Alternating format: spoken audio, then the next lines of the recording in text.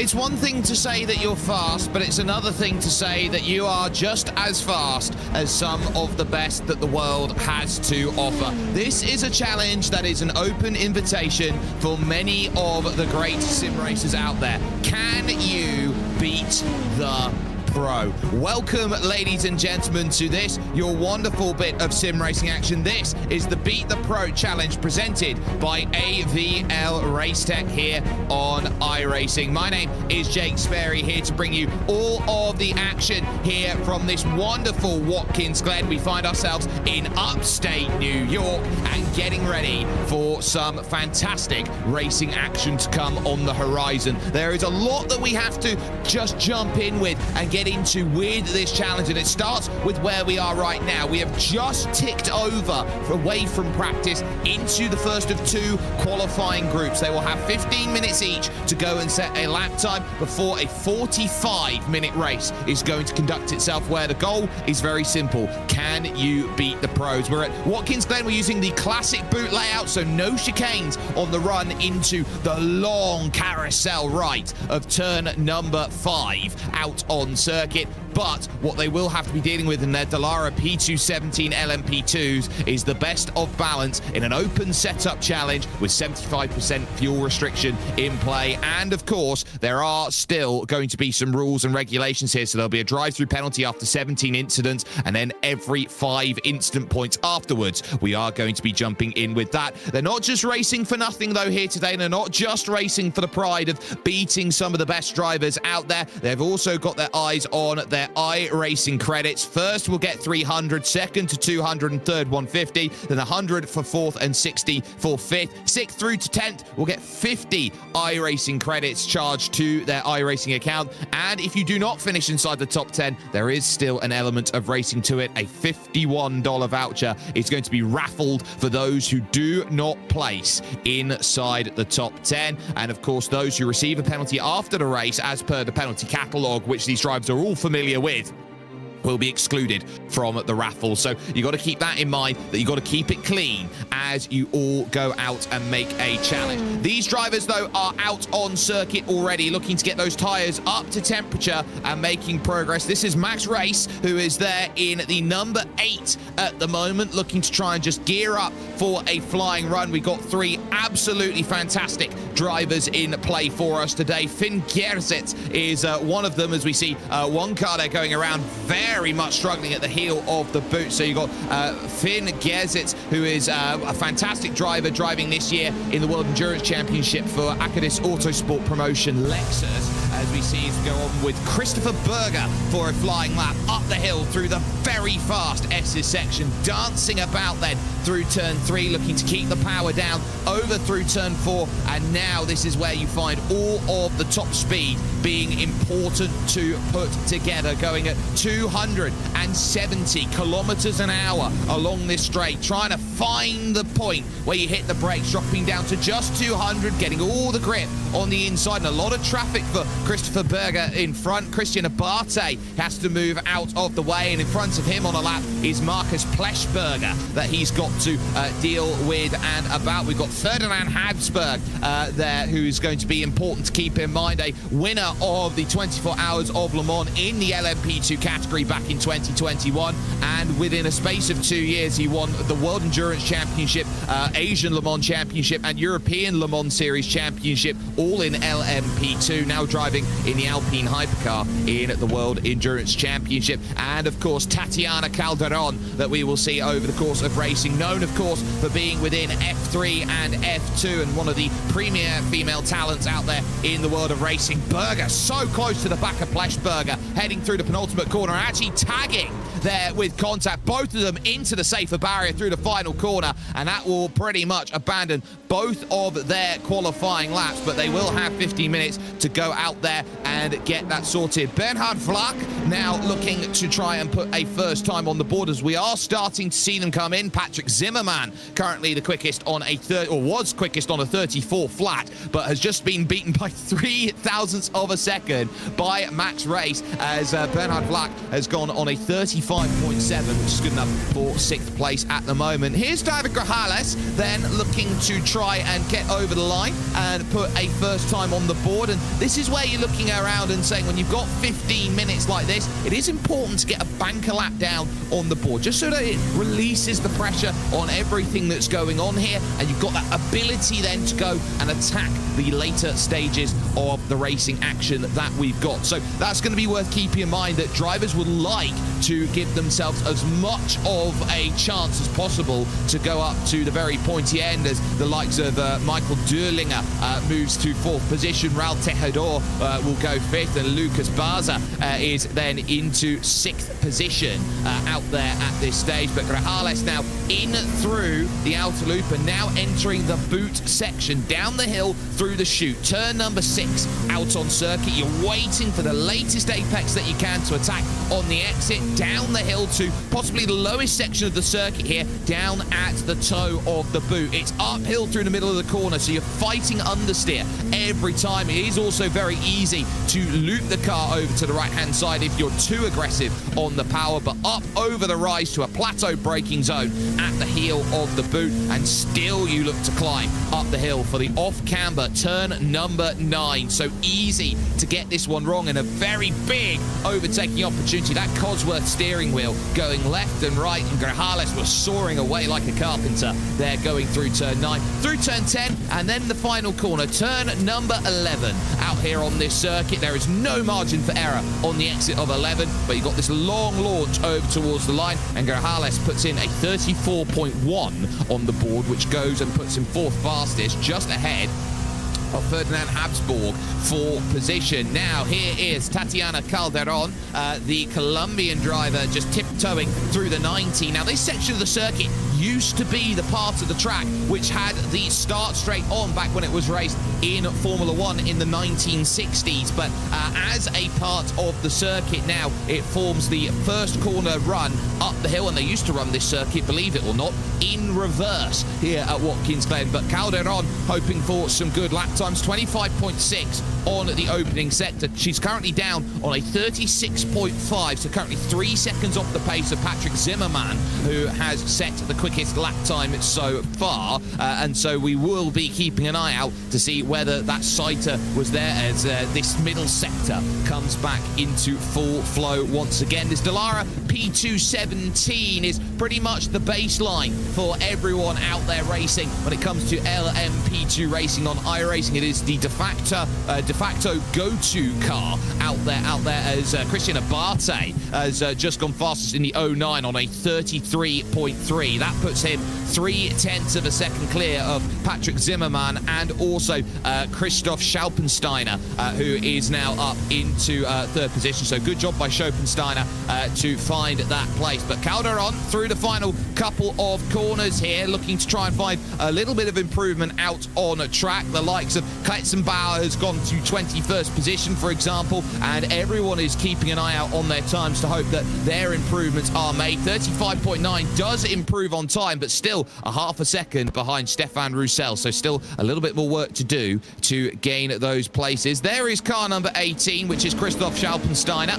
who is looking at this thinking that there is going to be a really good chance for there to be good times out there, but these drivers don't have a luxury going in this first qualifying session, that luxury of knowing what times have gone before them and what time they have to achieve. They can only manage the best that they possibly can with their qualifying session. It looks like Schopenstein is on an in-lap here and diving into the pit lane. A very unique pit entry around this circuit because it does not give much love for those who are trying to attack while you're racing to have to pit, as Tom Lightgeb comes over towards the line and looks to improve on position as well, and that is enough to go to second place on a 33.5, so still a couple tenths of a second. Max Siegel goes second then, and about 0.04 of a second back, and with just 6 minutes for these drivers in qualifying, they've got to be waking up to now finding improvements as we watch on board with Jonas Hartl at this moment in time, and I'm sure that Jonas Hartl is going to do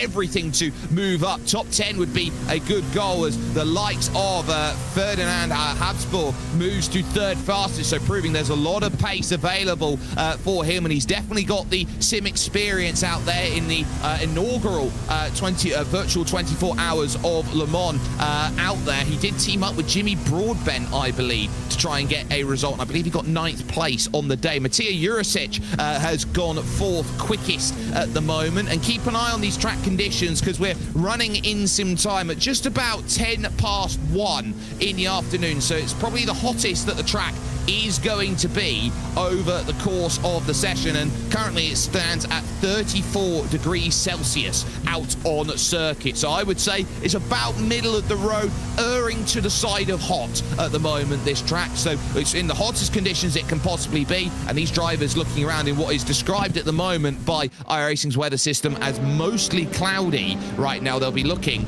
for a little bit of cloud cover out there as Jurisic, they're running the camo livery there, has to pull it over to one side because that was not the greatest turn 9 that we've seen in the world. But Christian Abate out on circuit. Here's David Grajales once again in 8th place, and a number of drivers taking that toe, trying to give themselves the right amount of time to go through and give themselves that final attempt out there for their laps. So that's what they're going to be navigating through now, those final attempts, and it can be quite a cluttered circuit overall. I can confirm in terms of our drivers, we've got 50 different drivers here today, so it's split up as 25 and 25 out there in qualifying as it stands. So at least for the moment, 24 drivers have gone and set a time at this point. Here is Jakob Kletzenbauer, who is down in 22nd position at the moment, just behind Bernard Vlach and Finn Gesset, who is in 20th position. So behind all of them, that's a big loop behind from Christopher Berger, who has gone around. So that will be a little bit more troublesome in the going, and single category of class here to try and work out where everyone's going to be. They are going to have to manage all of the systems available. 34.8 improvement from Kletzenbauer, but not enough to gain a position on Vlach. Was still short by about 1/10.5 to move on up, as Patrick Zimmermann here in what is 6th position, is looking to go up to 5th and needs 400ths to try and find it, with about 4 or 3 minutes now to go with their qualifying. So these final times for this first group is going to be important because there are a number of quick names going in Group 2. I look at Christian Challoner, Marquez is going, Tamash Simon is going to be there, Gail Valero, who is lightning fast when it comes to this machinery, is going to be out there, Callum Regarton, who is a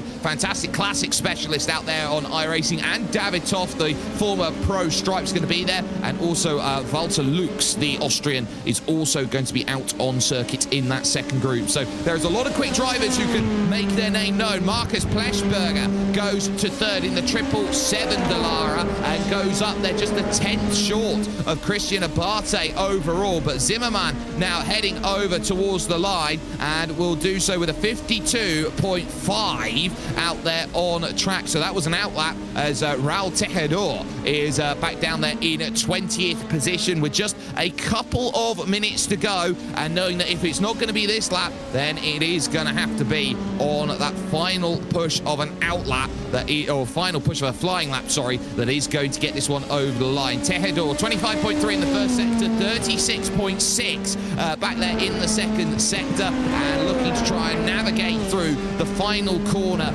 of this circuit. Now looking to take this climb up and over and then back downhill, which will be on the rolling start that they've got. And for Tejedor, that was a lap that did not count in the books and so could not improve. There is Schopensteiner once again back in 8th. It is close here right now between these drivers, because if you want to split a second at the moment, it's the top 18. Jonas Hertel is the driver in 18th, who is the bridge on that one. The likes of Richard Swiderski as well looking to improve, but for Schopensteiner, down just 0.3 of a second here in 8th place overall. That tells you how close the field is at the moment, and we've still got some really quick drivers to go through. So 8th right now could be troublesome, but Marcus Pleschberger has said that he has found himself in the zone with a minute to go. He's gone quickest by 0.2 of a second, and here is Michael Durlinger looking to move up and gain a couple more places, down in 11th position, 7/10 currently off of pole. Half a second's good enough for the front row, and that one won't count for Durlinger. So this is the final attempt out there to find a lap time, and any more improvements out there. You got Hutzendorfer, who is down in 19th position as well, hoping that there's going to be something left on the horizon, that any sort of phase of improvement is going to be there. But ultimately right now, this is where this group turns around and says, well, I don't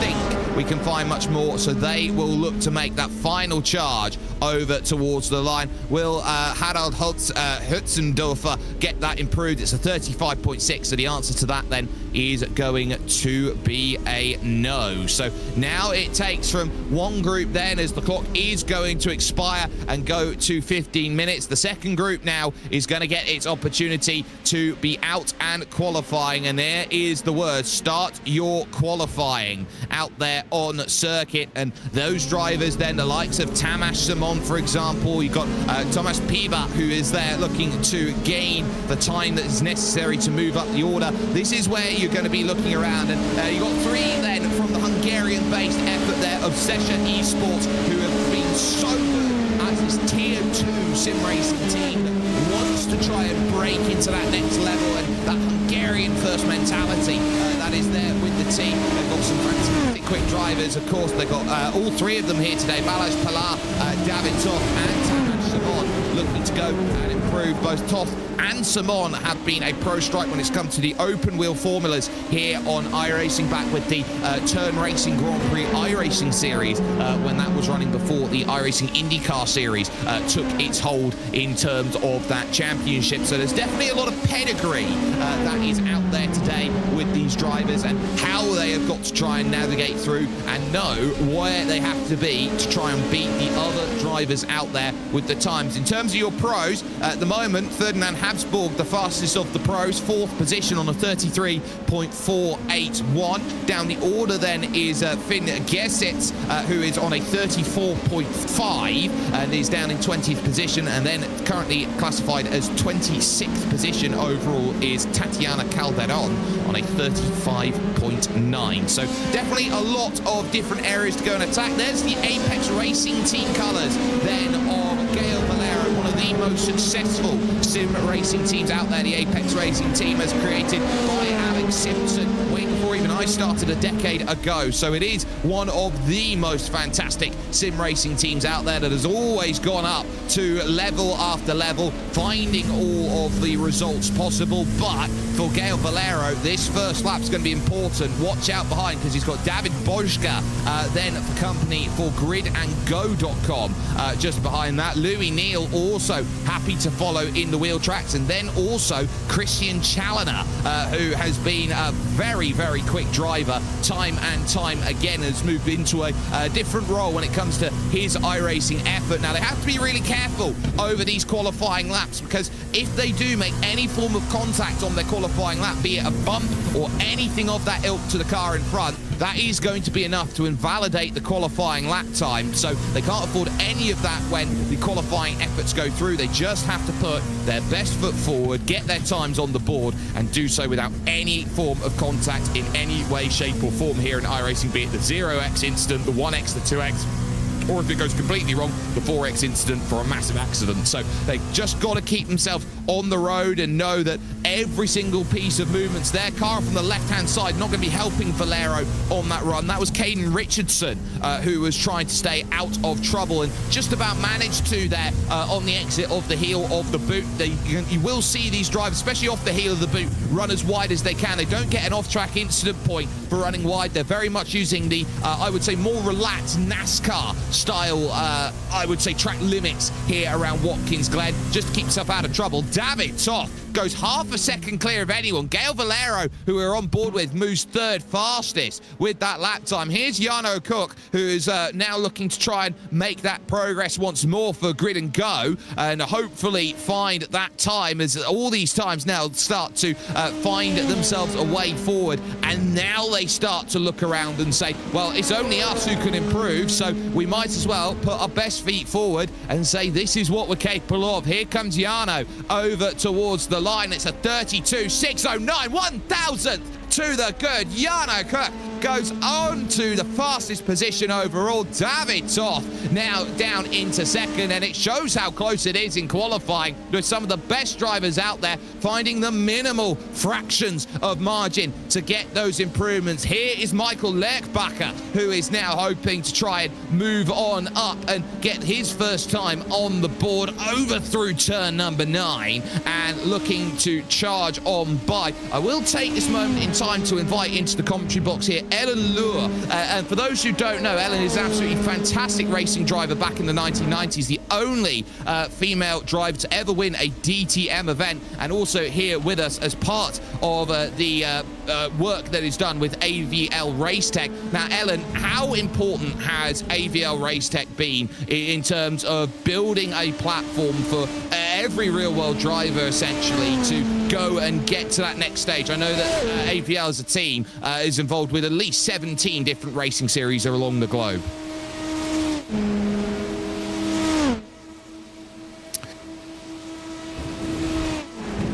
Well, we will try and get Ellen in just a couple of moments' time, but we will just look to continue on with qualifying just for a little bit. So, at least for the moment, David Toth then clear. Tamas Simon is going to be in second position overall now, so has gone on to a 32.4. Toth's 32.1, another half a second's worth of improvement, and Eldar Nuhi goes to fourth position then in the number 43 machine. So there is certainly times starting to tumble, and with Lerkbacher, who we're with, going into fifth position, and sixth to Balazs Pilar, it is clear that this second group is certainly finding the pace. And in fact, to say how quick they've gone, 9 of the top 10 have come from this second group, and I'll even go as far to say 12 of the top 13. The only driver who's kept inside the top 13 positions is Marcus Pleshberger. So you're looking around. Christian Makreli has gone 7th. Vlad Tokarev in 9th. Thomas Piba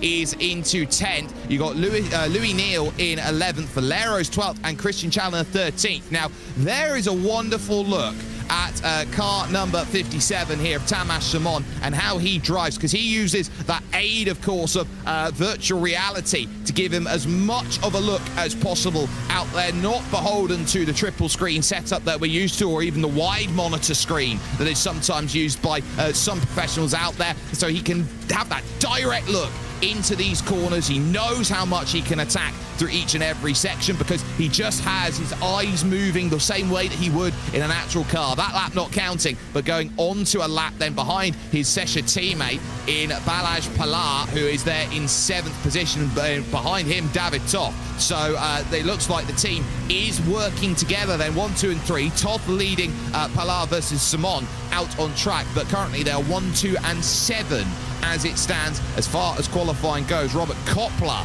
has just moved himself up into 6th position on a 32.9. So there is a lot more to be found, and it looks like this circuit is finding the right place. And to talk about how much this circuit has improved over the laps that we've had, it started off at about 34 degrees Celsius. It's now up to 38 degrees Celsius here in qualifying. So it has really shot up here, the track temperature, and that might be why we're seeing those lap times making a big difference. The tyres may be getting easier into the operating window. A little bit of understeer there by Tamas Simon. He's got to be careful that that wasn't an invalidation of the qualifying lap by stepping too far out of the bounds of track limits.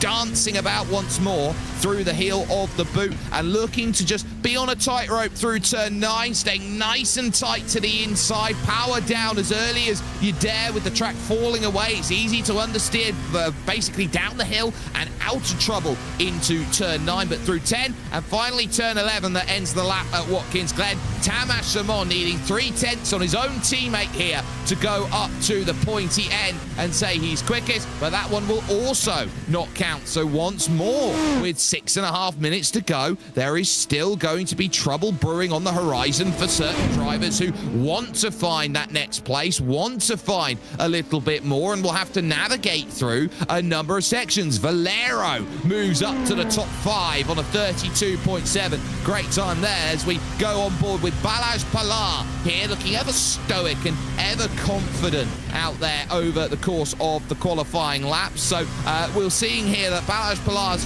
been confident at the moment. 32.9 currently his last lap, his quickest, but improvement for David Božka. No surprises there. He's lightning fast. You can capture it in a bottle for him at grid and go. He goes third fastest then with that 32.5. So he's still 4/10 off of the fastest time here in the qualifying session that we've got, but David Božka still has done well. Pilar unperturbed as he is just the face of concentration, running through at the heel of the boot, happy to run as wide as possible. You can't go too wide though and into the grass because you will invalidate the lap if you do that. He has now dropped down to 8th position as Lerkbacher jumps up a couple onto a 32.6. So is there still even more improvement? Car goes off in front of Pilar. That's Eldar Nuhi, who has fallen down now to 6th position overall, but Balázs Pilar over towards the line, 32.7, that's good enough to go to 6th. David Toth didn't improve, but Tamas Simon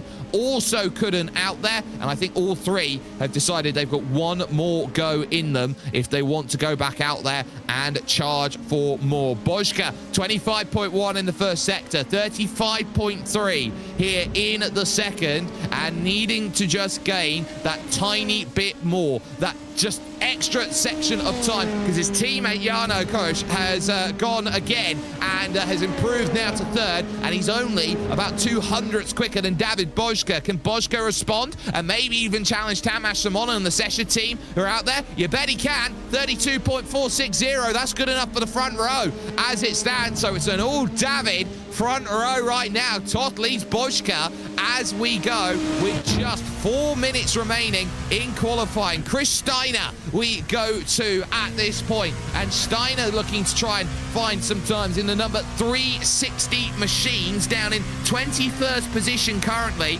on a 133.4, and that's only 1.3 seconds off of the fastest time here at Watkins Glen. That's not much in the context of this, but to be on row 11 by being 1.3 seconds adrift, I think you'd still want to, if you're Steiner, improve, and a 10th is good enough to jump 6 places. That tells you just how close this field is. He's getting a little bit of toe on this straight from Louis Neal, and Neal out of the way on the right-hand side. Steiner left it to the latest possible moment to just flip on by on the left-hand side, descending down the hill out of the carousel as Christian Macrelli moves back again into the top 10 with a 32.8 that lap time, doing a good job. Steiner once again looking now toe of the boot. Tokarev moves to the top 5 on a 32.6, so that's enough then as we see more improvements. Volta Lux moves up now to 9th, so it's nice to see Volta Lux making progress. Normally see him in the iRacing Grand Prix Tour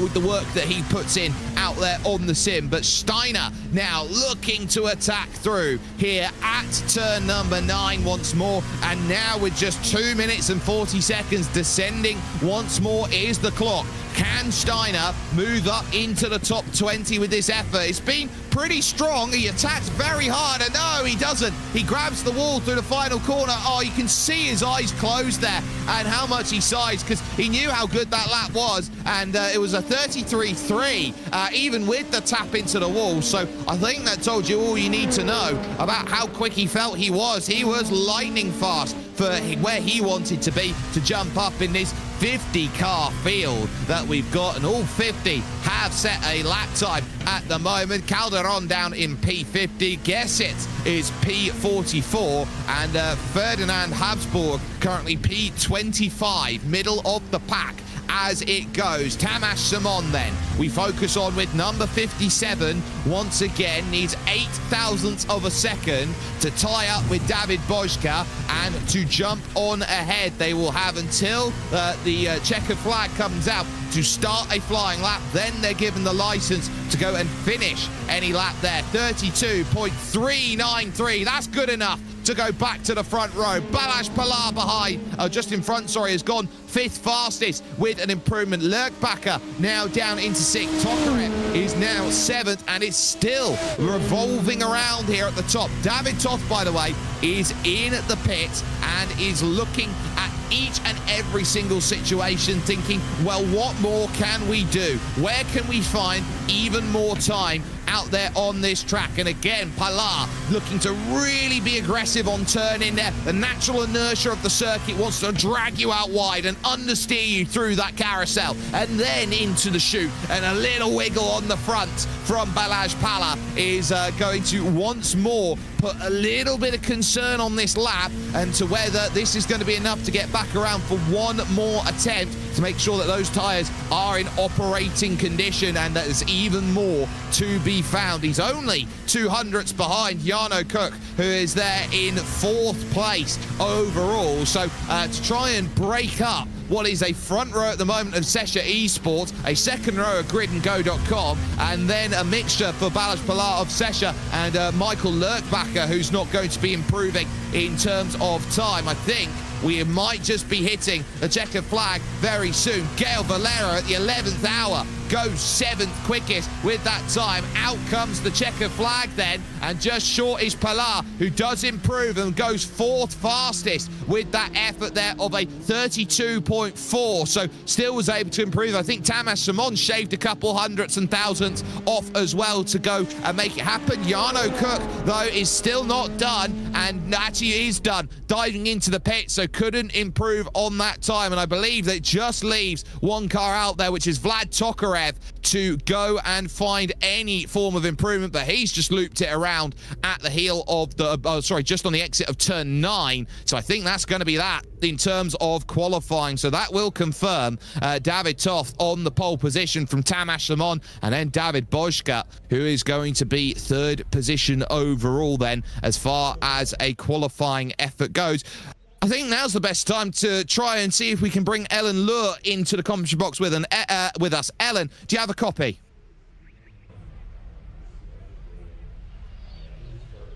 Looks like that's still no, so we'll try and get that sorted as soon as possible. But a great qualifying session, especially for those in the second group who looked dominant with the qualifying session out there. So that is what we are going to be keeping our eye out on. The top 15 drivers, all looking very good. Ellen joining us here right now. Ellen, your career is absolutely fantastic in terms of what you were able to achieve through 4 wheels and through 6, be it from DTM over to Dakar, over to the likes of the European Truck Racing Championship. Just talk us through your work that you've been able to do here with AVL RACETECH and how vital it has been to the racing sphere. And another try. Can you hear me? Loud and clear. I don't hear them anymore, so... Oh, that's not great. So we'll try and make sure that that's all sorted. But we had Ellen loud and clear. Ellen, can you hear us now?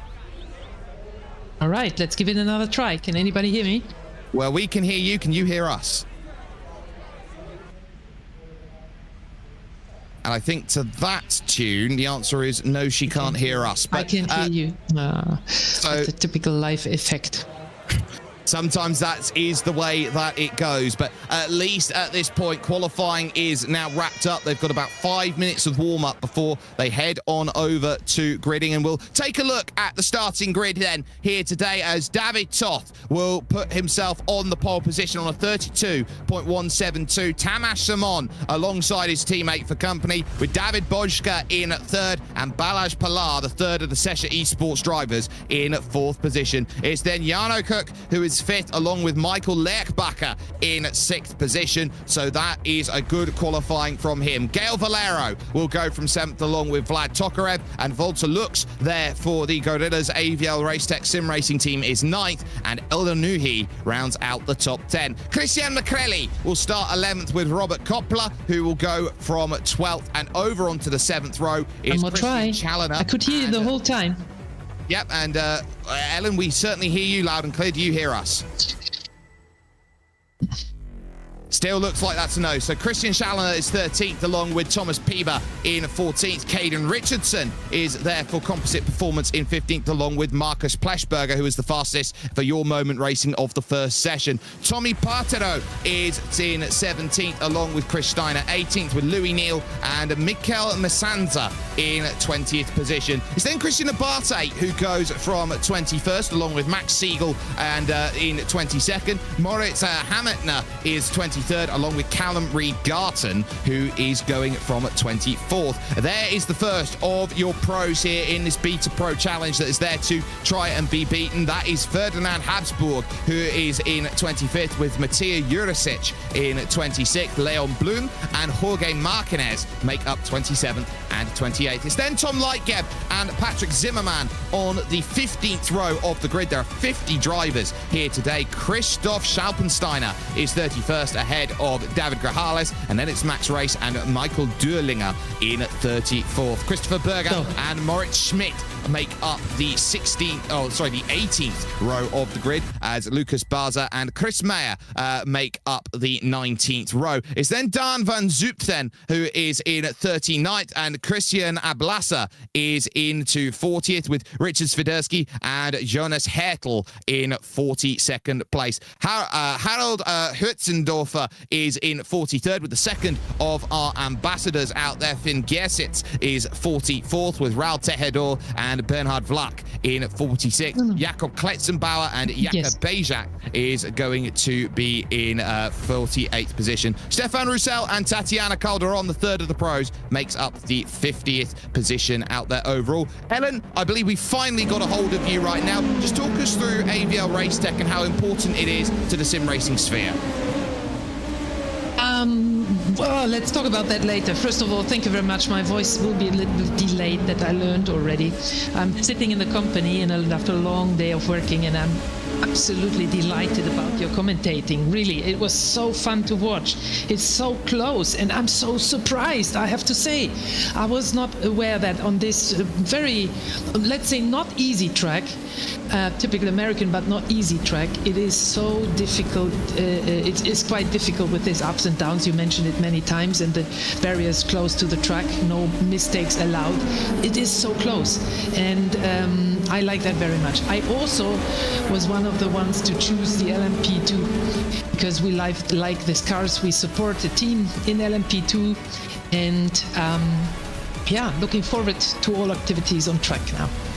Yeah, and those activities are going to be fantastic. So talk us through then, from your racing experience back in the 80s and the 90s, of just how important this LMP2 is for the development of drivers and those who are looking around and attacking. I know some of our pros have driven LMP2, have likes of Ferdinand Habsburg, for the racing, has gone and won Le Mans in the LMP2. So what makes this LMP2 tick, do you feel, from a driver's perspective?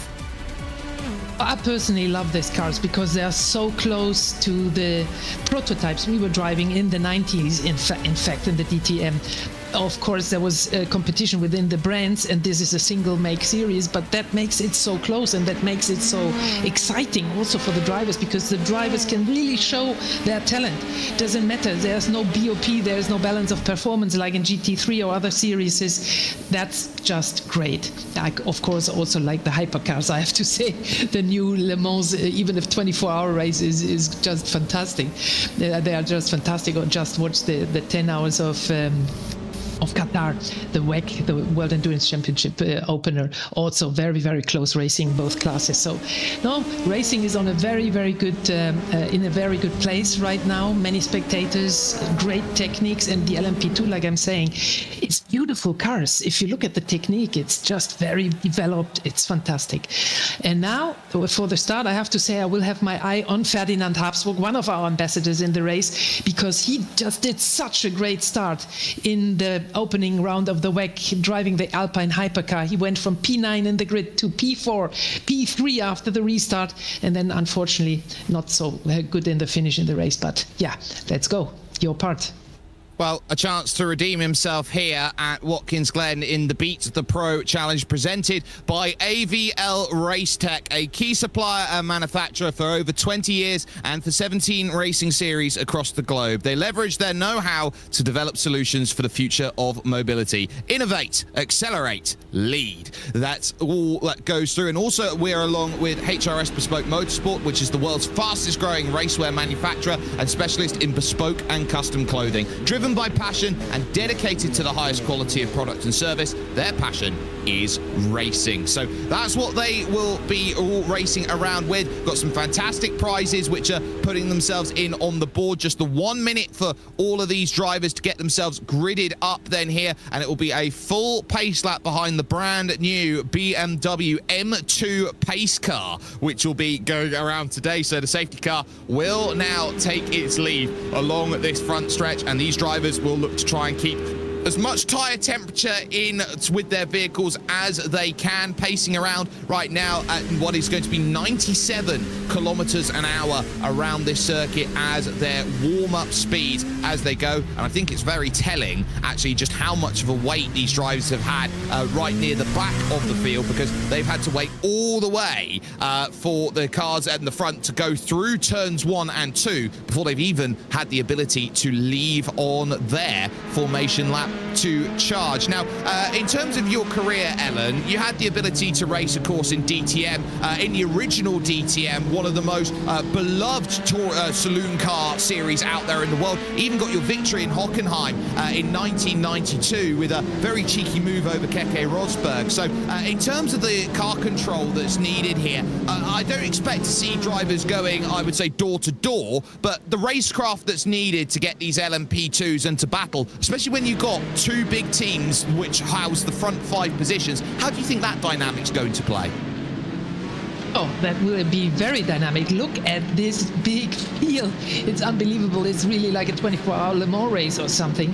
This makes it exciting. And from a driver's perspective, I raced 31 years all overall in a professional motorsport. I can tell you this is the moment where the pulse goes up. And I'm pretty sure it's the same for the sim races because the field is so big. So if there are crashes, if there are parts on the street, I do think that we will see some good side-by-side action. I do think we will see some touching each other, and yeah, that's what it's about. That is really the moment where you maybe have the last chance to check your seat belts in a real car, and here maybe, I don't know, for the sim races, do your little checks on your equipment. That is exciting. And then when you enter the start-finish line, wow, that's really pulse up to, I don't know, 200. Maybe the sim races are the same, but because, I cannot tell because I never did a sim race myself. I'm just a happy spectator in this activity. Well, there's always a quote that I love to go to, that in a comparison of real and fake, the fake is of far greater value, because in its deliberate attempt to be real, it is more real than the real thing itself. And that's what I love about sim racing. These drivers having to push their limits week in, week out, day in and day out. The top level of sim racing with drivers with an ELO rating effectively of 10,000, 11,000, some in the 12,000 club. There was a time about 7 or 8 years ago there was only one driver who could break 10,000 iRating any which way they could, and these are some of the premier elite drivers at the front of this field. We've got some fantastic pros scattered in through the field, so keep your eye on Ferdinand Habsburg. Keep your eye, of course, a little bit further down on Finn Giersitz and Tatiana Calderon having to go from the back of the field. But the iRacing BMW M2 safety car dives on to the right past the attenuator. The pace now in control of David Toth, who gets the launch he wants. The green flag in the air. We've got 45 minutes worth of racing to conduct, and immediately we got a bit of 2 wide and 3 wide in the middle. The search down the inside is immediate from David Boschka, who's got to work against the 3 Sesha cars and knows that Jarno Cook is there to help him. Up through the S's they duel. The middle of the pack continues now as they fly on by up the hill. 2 wide, 2 deep they go, but the line is already forming here for the Sesha Hungarian team, and they go 1, 2 and 3 into line. They go big instant in the background. That was unlucky for the yellow. Yeah. Wow. That is absolutely massive there, Ellen. And you look at that, the last thing you want is to be caught in an incident on lap 1. Yes, but I was already thinking it will not be avoidable. Oh, and there's Lertbacher, who was in 6th position as he started this race, dropping miles down the order. How has he found the barriers they're going through at the chute of all places? So he's got no front clip on the car anymore, and the trouble's there. Toff weaving about on the straight, desperate to get any form of tyre temperature. The lunge back through on Balázs Pilar by David Boschka. Can't get it done because Pilar just opens out the steering, takes the natural wider line over the racing white lines and keeps himself away from trouble. But at least for those drivers then nearer the front of the field, they've kept it relatively out of trouble. It is Toth who leads, Tamas Shimon in second. It is then Balázs Pilar who's got to play defensive duties in third. You've then got Jarno Cook in fifth as David Boschka's fourth. Lurk Bakker is there, but at the moment, or was there, but Gael Valero is now in sixth. Volta looks seventh, Vlad Tokarev eighth, McCrelly ninth, and here's Max Race here down in 21st position, looking at his chance to leapfrog up a place, and he was able to get the pass done there on Tommy Partero for position up the fast S's section. This is the best place to get a move done on track. In real racing, I can tell you that would be a difficult lap now, because first of all the fights are not over, as we can still see there. Other cars were crashing, you could see that in the background, and of course in the real race now you have all these little splitter parts of, you see them flying here as well. I don't know if they have an impact on the cars, but this is this you really need to avoid after so much crashing, all these little carbon parts on the track.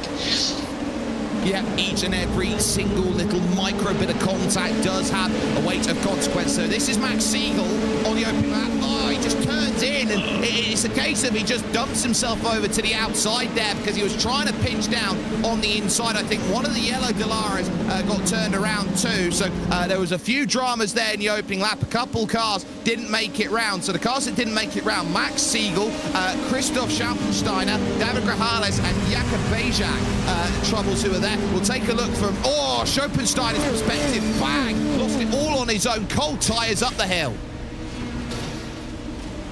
You think that was all on his own? Was it still the opening lap? Oh my gosh. Yeah. Difficult to say. You're totally right. Oh my god. Unfortunately, I see two of our Gorillas cars out. As you know, we are not a professional sim racing team. We are a company facilitated, exactly difficult English word, sports activity within our company. So we do it for fun. They do all the organization together with you, and nevertheless, I think our best guy is in 7. No, Walter Lux, which is not bad, Walter. Go for it. Now, Walter Lux is a very accomplished driver when it comes to iRacing. I've seen him quite a bit in the iRacing Grand Prix Tour, driving around in the Mercedes W13 E-Performance Formula 1 car. He's been someone who does have a great turn of pace. I think he really suits high downforce in terms of the way that he goes about his racing, and keeping in touch with Gael Valero is definitely no slouch. So definitely doing a great job at the moment in P7. This is the perfect time to see which drivers have improved and which haven't in terms of the pros. Ferdinand Habsburg has survived the opening stages and has gained 1 place over the course of this one, has gone to 24th position. He's just behind Tommy Partero in terms of his placing. Finn Gersit has gained Meyer for position out there on the track, and for Tatiana Calderon, she's made a lot of progress as well. She's up 12 and into 38th position, battling with Max Siegel currently for placement. So everywhere you go, there is going to be a battle, but sometimes to beat the pros, you got to go race against them. And Tatiana Calderon,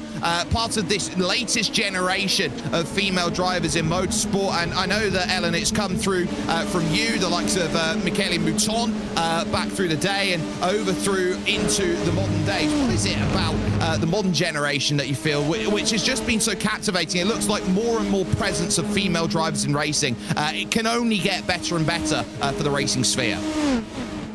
That is true. It can only be better, get better. Yeah, we do a lot for women. We have 5 race ambassadors, AVL RACETECH ambassadors, and 3 of them are now female. It's Tatiana in the front row, of course. It's Alia Kolac, who is doing the Rally Dakar mainly and some GT racing, and it is Laura Bubanova, who's the kart driver. And Finn and Ferdinand are our 2 male ambassadors. So yeah, it's a long way to go. I could talk for hours about women in motorsport. We have the Formula One Academy, etc. We had some quick women, Sophia Flörsch, Tatiana already. We had Milo Vadou in LMP2 racing, by the way, already. But in the last decades, nobody really made it to Formula. Nobody, actually, not. Nobody really made it. Nobody made it from the female drivers to Formula One or hypercar or something like that. IndyCar, yes. Whoa. That's a big something happened. Race Take over. point one way and having to avoid everyone. But you do make a great point there, Ellen, in the fact that you know, there is still time and place to develop as we take a look. Oh, and you look at it like that. One of the most. Right. It's one of the most committed corners out there, this final corner at Watkins Glen, and you've just got no margin for error. It feels so much like a street circuit when you go through that final corner. Yeah, absolutely. It anyhow feels a lot like a street circuit. So where is Max Reis? One word to Max Reis. Max Reis is a young German driver, actually, who has a great career already after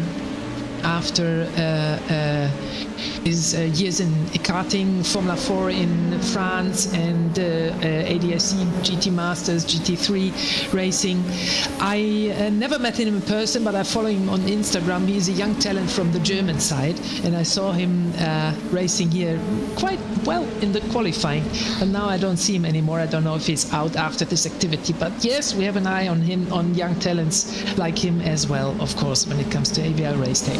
Let me say, if there's something happening, you have to commentate on. You cannot, stop yourself, Jake. Please step in. Yeah, just speak into what I'm saying. Oh, and just like that, Christian McCready tagging the wall through the final corner. A perfect chance for Thomas Piebart then to move down the inside to gain that place, and they will have a lap car of Moritz Schmidt that they're going to have to navigate by as they go along the run from turn 1, the old pit straight here at Watkins Glen, through turn 2. On board with Caden Richardson then, who's there for Composite Performance, the American-based sim racing team, now looking to try and judge, and he's up against a car in front of a very accomplished driver, because that is Christian Challoner, who is part of the iRacing team staff, if memory serves me correct, looking to get that move through on Christian McCready, and he gets the move done on the inside without too much worry there in terms of that pass back down the hill towards the chute. And Challoner, does he leave the door open slightly?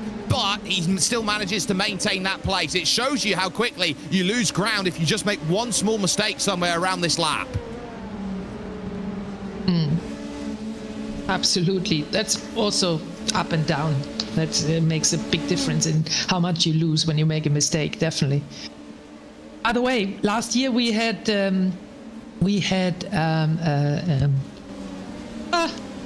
now I miss his name. Oh, forget it. Colapinto, yeah, Franco Colapinto.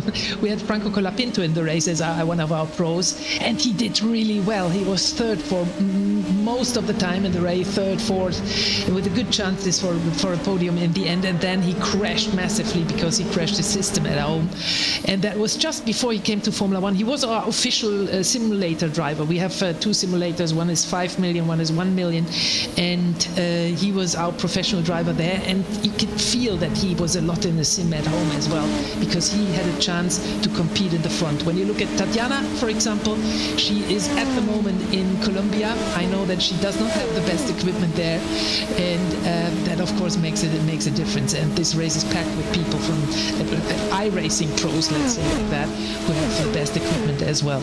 And then it's difficult to compete. But I'm happy to see all this fighting here. And really, it's a nice race so far. Well, she's doing well. She's plus 14 for the day at the moment. That is the number 7 still trying to attack behind that. That's Caden Richardson and Callum Reed-Garton trying to find that place. Callum has been racing around with us at the Ivor Endurance Championship for Effect Simulations in the LMP2. So he's got probably some of the most race-ready experience out there in terms of what we've seen, and he's looking to try and usurp that at the moment. Richardson seeming like he's got it covered, but up to the heel of the boot. This is a secondary place you can make that pass happen, but again, it's the type of corner here. You don't get tight corners around Watkins Glen. They're very open, very parabolic. Big lunge back down the inside. Why not on the off-camber corner? A little bit of contact between them, but Caden Richardson, well, you couldn't have seen that one coming. You needed the Hubble telescope to see it. Ah, that was nice racing. Did you see the bit of less grip, bit bit of a losing a bit grip, and then it was done. Perfect. Simply magnificent in terms of the pass. So Garton moves himself now to 13th and has now gained 9 places over this race. He's your biggest mover inside the top 15. Massive wiggle over the curve by Richardson, and that brings Chris Steiner into play now to look to attack. And surely this is going to be a slam dunk with the slipstream on the straight. Pulls it down to 1/10 of a second. Looking over to the left-hand side. It's defended on the inside by Richardson, but this resistance will be futile. Steiner has the slipstream from Garton in front. It's done before they reach the braking zone, from over 270 kilometers an hour down to 195 through the carousel, and making that move as comfortable as you like. Gazitz, by the way, one of our ambassadors, he gained another 5 places. Finn, go! He's certainly flying. Here's a look at Chris Steiner then, here, bottom right-hand corner of your screen. He was very upset with himself when he invalidated his qualifying lap and couldn't really find the improvements that he wanted. P18, still having to concentrate here at the moment. You can definitely see that is a phase of concentration. Actually, something I really love about sim racing over real racing in some respects here, Ellen, because you actually get to see the personality of the drivers as they drive. Absolutely. Oh, I would hate it when I would be in a race car, because I tend to do things the FIA is just forbidding in Formula One. Let's say like that.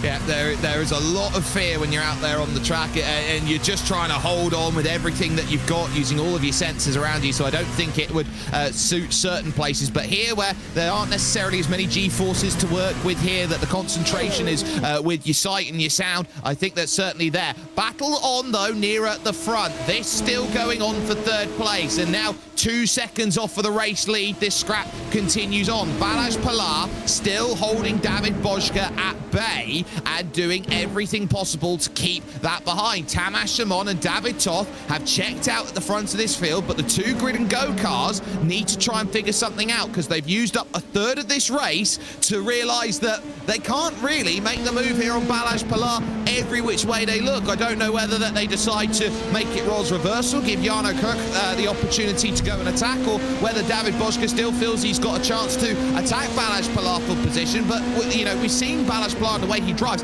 he's absolutely stoic. He feels like everything's in control every time we look at him. I remember David Toth, actually. I remember that he was driving in one of our races as well, and was one of the front runners, if I'm not wrong. But I remember he competed in our race already. And look at that, it's a team 1, 2, 3. Looks a bit like do you think in iRacing or in sim racing, they, as team members, they share setups? Absolutely they do. Because they're doing so well, you know. Yeah, they're doing incredible, and the work that is done, the teams all have their own dedicated setups, and a lot of them as well have their own dedicated companies around all of their setups. So you look at Grid and Go, they've got their virtualcoach.gg, which is their way of saying that they try and give back to the environment. I know places like Team Redline, for example, picked up Pure Motorsports, I believe it was, out there, and that was a fantastic German team with Maximilian Benneker and Patrick Pichler and so many amazing talents that were there, and certainly merged together and took that as talent. There's been so much work with the Virtual Racing School, for example, that's been big with the likes of Coanda and Porsche Coanda now, I believe it is, at this point. But here is still David Boschke, still searching, but there is a difference here, and I think the most stark one has been straight line. I think David Boschke's been looking a little bit better when it's come to the corners, but on the straights, it just looks like Balázs Pilar's just got the ability to pull out the extra car length needed each and every time. It's difficult to follow so close in an LMP2, which is a aerodynamically very well working car, of course. So chapeau for that close racing. But this is actually what is LMP2. You have a lot of downforce in the quick corners.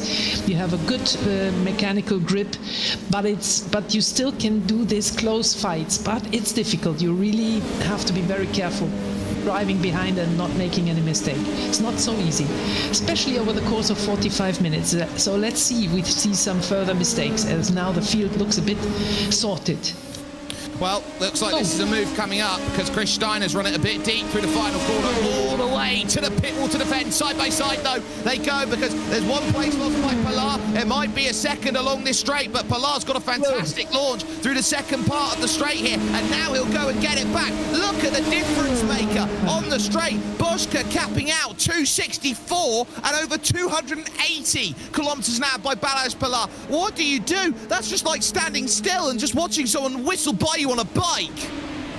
Oh, you hate that when you drive. You just hate that.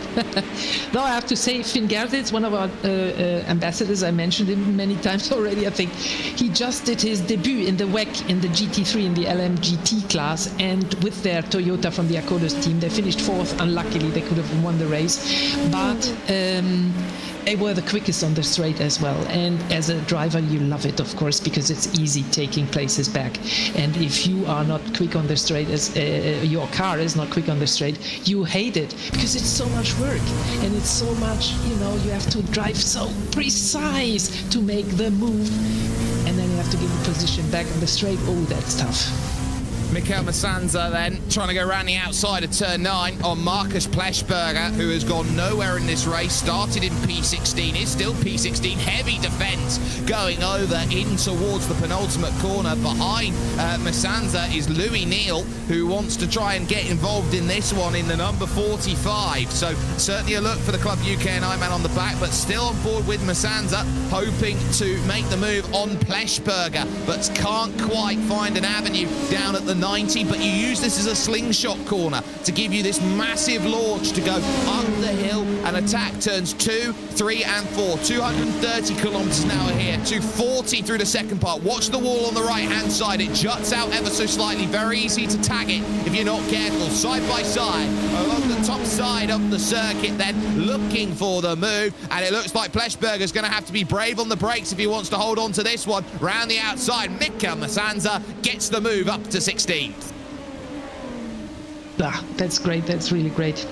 It's a nice track, actually. I love it. It's really old-fashioned racing. I can very much relate to that. It's a bit Spa style, up the hill, quick parts, corners where you do not see the turn-in point, etc. Love it.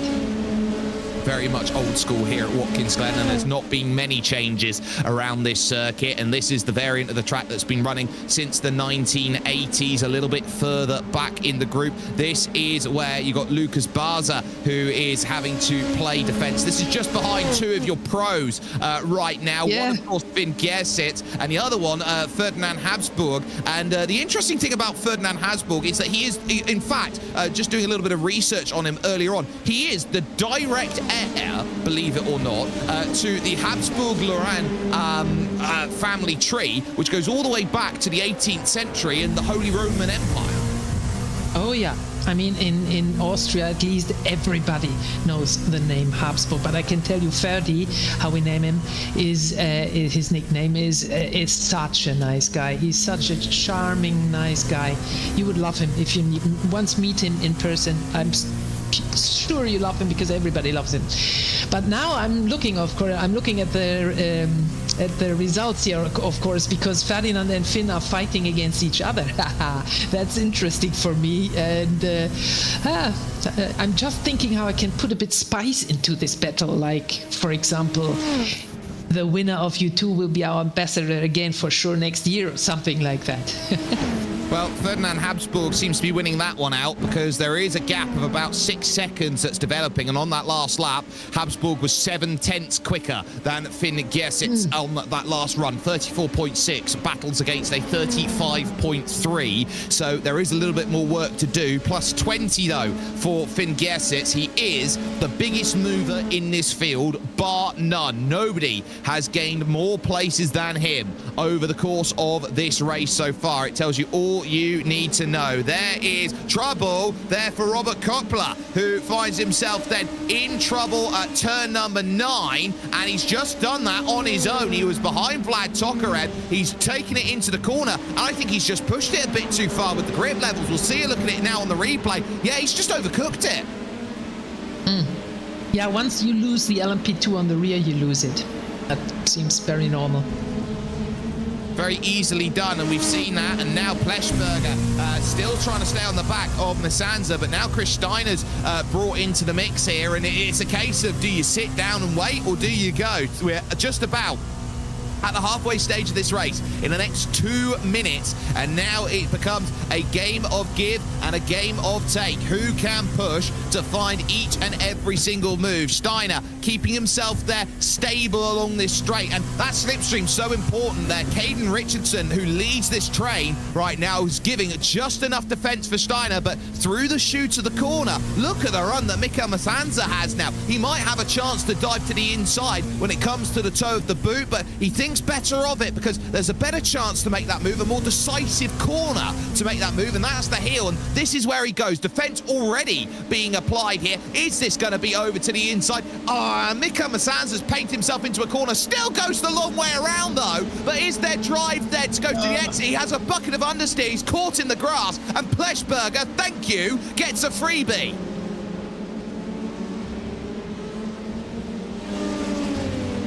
Was he caught in the grass? I saw it differently. He just continued in the grass, no? Oh, and the two teammates come together now. Louis Neal turns around Mika Masanza, and that'll be his race. Gosh. If that would be real racing, there would be more than discussions in the pits now. Well, more than discussions needed. I'm sure we'll have that picture of Sebastian Buemi walking down the paddock saying, no, you, I've got a problem with you. You, I've got a problem with you. It'll be that sort of scenario that they've got right now. Keep an eye on the front two because they're now 4 seconds clear. We'll take another look, though, at what happens. So side by sides they go through.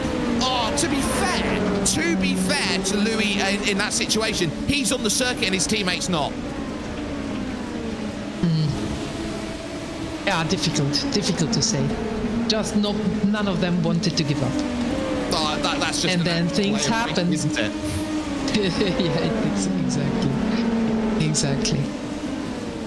And that we certainly see. Oh, the field is still very close together. Actually, I mean, 20 minutes, bit over 20 minutes to go. And still, yeah, you're absolutely right. Because we still got your top 12 are still split by 15 seconds out there. So by no means is this over and done with for a number of teams. This is 17th on screen. So this is Robert Koppler against Christian Abate and Tommy Partero. So you've got the man from Club New England out there, Abate. He's looking at Robert Koppler, and then behind him they've got the Finn Partero, who's looking for that place. So each and every driver right now realizing that at halfway they can probably settle down. I don't know whether this was something that was for you as a driver, as you were racing, Ellen. You get to about halfway of the race, you go, right, we've done halfway of the race. Now, can I get maybe 1 more position, 2 more position? Do you set little goals as you raced? No, the goal is the same for everybody. Do as best as you can and hopefully win a race. But of course, it depends on the position where you started and the status of your car. Oops, what's happening? Ah, no, that is Christian Ablasser, one of our drivers normally, but he doesn't have the Gorillas design, so I'm not sure now anymore. Maybe he left for the competition. No, it's the start is the most exciting thing. The first lap is difficult, the first 2-3 laps, and then there's a kind of moment sometimes, not always, sometimes it's always fighting from the beginning to the end, and this looks a bit like it is for most of the drivers on this grid now. But there is a moment where you can kind of relax a bit more, where you think, okay, tire saving, all this stuff. But in the end, the 45-minute race is full throttle from the start to the beginning. Get the best out of it, what you can. And for these three, 3rd, 4th and 5th, this is for the last spot on the podium. And you're talking about the difference maker that is out there overall. We're talking about, in iRacing credit terms, a $90 swing between 3rd and 5th positions. Right now, it's 150 iRacing credits for 3rd. It's 100 for 4th. It's 60 there for 5th. So I would say it is a big difference maker that they've got. Cresting the rise once again. And the difference is that Balázs Pilar can hit 282, 83. He hits the brakes. He hits 285 on the straight. Božka, by comparison, can only hit 278. That is a massive difference in terms of the way they've set their cars up. And really, it's all about the difference between having a bit of confidence in the downforce and saying, well, I don't need it. This is Watkins Glen. It's a fast, slippery circuit. I'm going purely for straight line. Give me a lesson in iRacing again. Do the teams change setup between qualifying and race? I believe that it depends on the servers that they've got. So sometimes you can and sometimes you can't. Sometimes you can do a qualifying set and a race set. But the majority of most races that they keep it somewhat similar for what they do. But at least right now, it looks like the perfect race set is one with lower downforce at the moment as we focus on a little bit further back down the pack. So this is Chris Meyer down in 25th position at the moment. And this was him making a move. Now into the pits comes Balázs Pilar. So that will be a pit stop.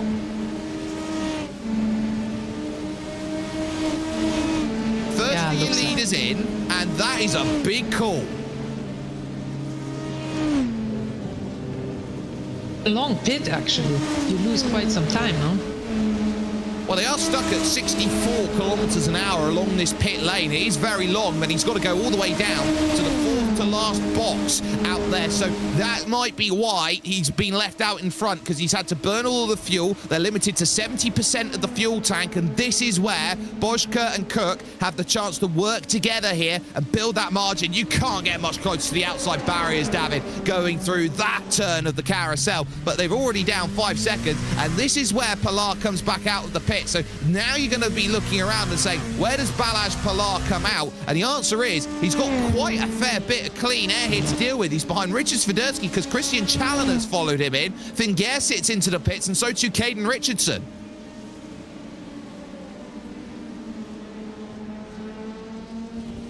Yeah, I follow your interpretation 100%.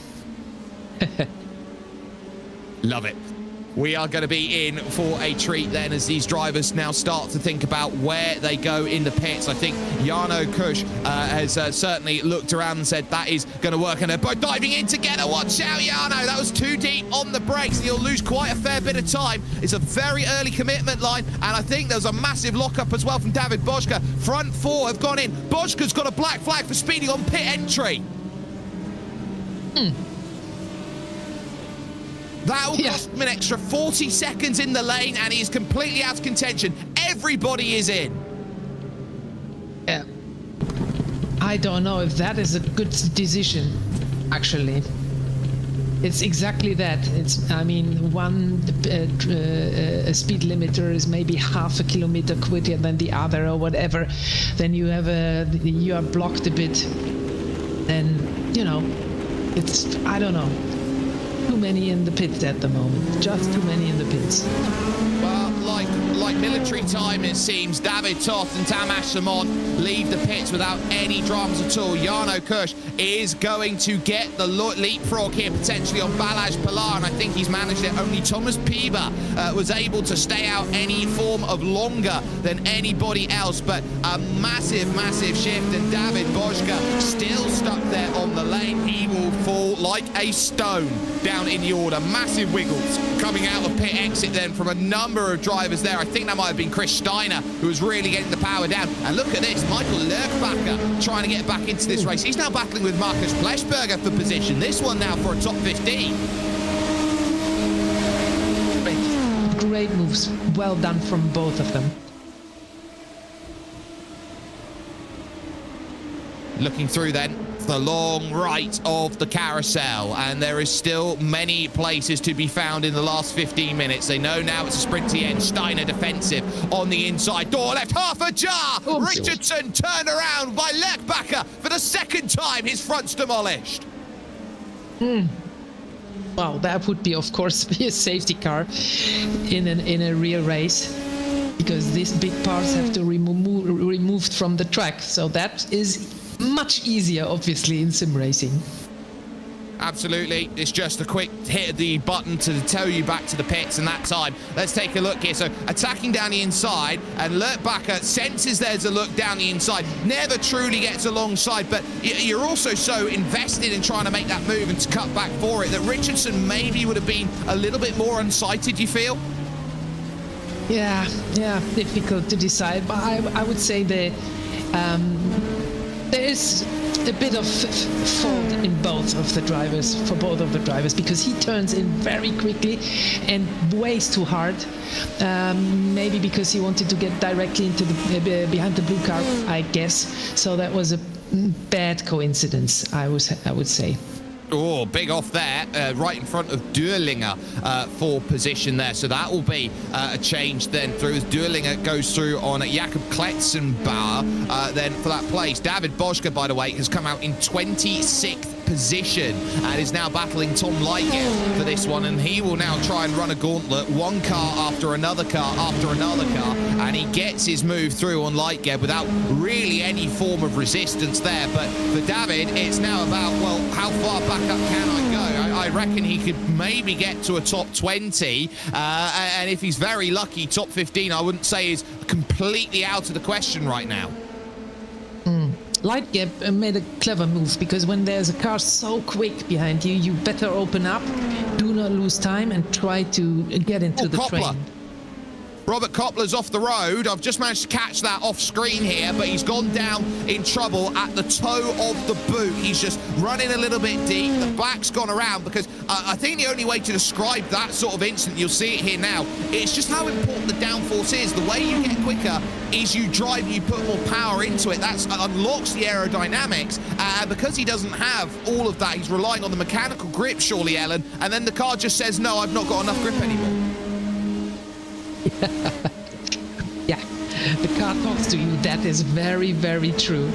And you can talk to the car.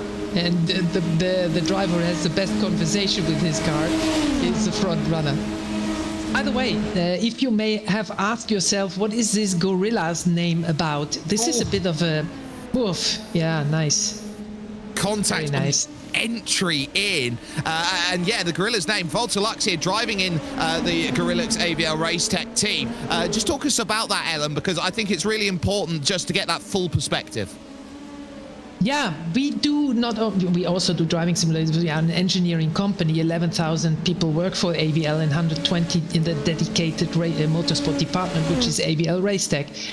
And we love the sport. We love our jobs. That is very clear.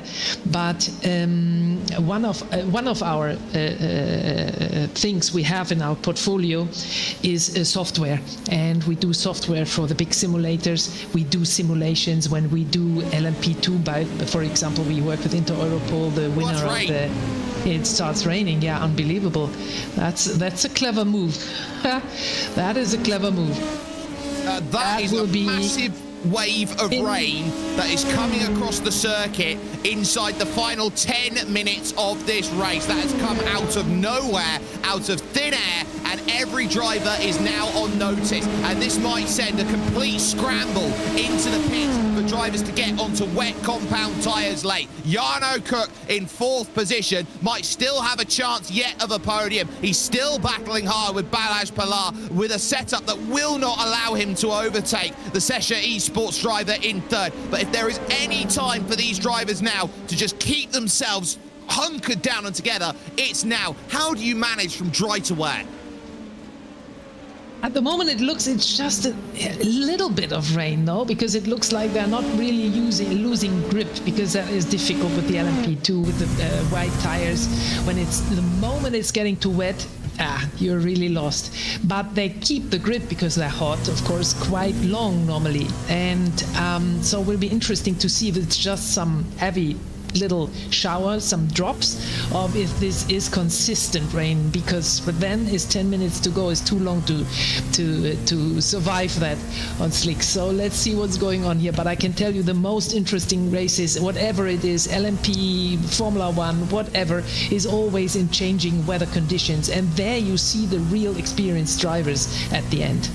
I'm taking a look at the weather forecast. It's a massive band of a blue cell of rain that's coming over. I don't see a way that this clears inside the final 10 minutes of this race. It is going to get wetter and wetter and wetter. And crucially, the way it's coming around, it's going to be on the, I would say, the the west side of the circuit is getting it first. So that'll be the front stretch and down by the toe of the boot. The last place that's going to catch it is right here, the top side of the circuit, which is here at turn 4. So you now race in this westerly, northwesterly direction, now chasing the rain effectively towards it as you go. Now here comes Vlad Tokarev looking for this move for 9th place, and he moves down the inside of Christian Challoner for position. Christian Challoner from Stoke-on-Trent in United Kingdom raced so much in the NASCAR series and in and around that community. He actually picked up a little bit of the American accent, believe it or not, as he was going to get himself ready. Fantastic driver in his own right.